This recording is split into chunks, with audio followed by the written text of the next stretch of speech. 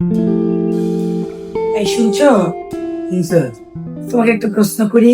আচ্ছা, করো না। আচ্ছা, বিয়ের আগে যদি আমার পাশে সুন্দরী একটা মেয়ে আর আমি থাকতাম, তুমি কাকে বিয়ে করতা?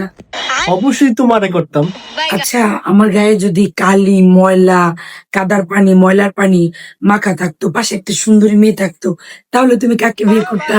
তোমাকে ওই নালা থেকে তুলে এনে পরিষ্কার পানি দিয়ে পরিষ্কার পরিচ্ছন্ন করে আমি তোমাকে বিয়ে করতাম। আর কাকে বিয়ে করতাম? ও আচ্ছা, আচ্ছা, ঠিক আছে। তুমি মনে করো আমার সাথে তোমার দেখা হইলো না, জিন্দিগিতে কোনো পরিচয় নাই, তোমাকে আমি চিনলাম না, জানলাম না, তাহলে তুমি কাকে বিয়ে করতা? আরে, তোমারে খুঁজে খুঁজে যেই প্রান্তেই থাকো না কেন, আমি তোমাকে বিয়ে করতাম।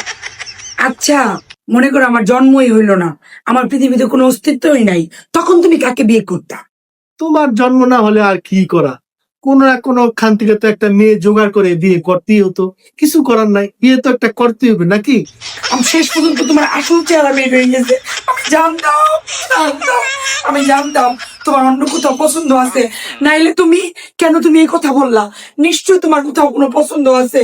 তোমার সব সত্যি কথা এখন বের হয়ে গেছে গা। আল্লাহ, আমি বলে এই লোকের সাথে সারা বছর সংসার করছিলাম, তার মনে মনে এইটা ছিল।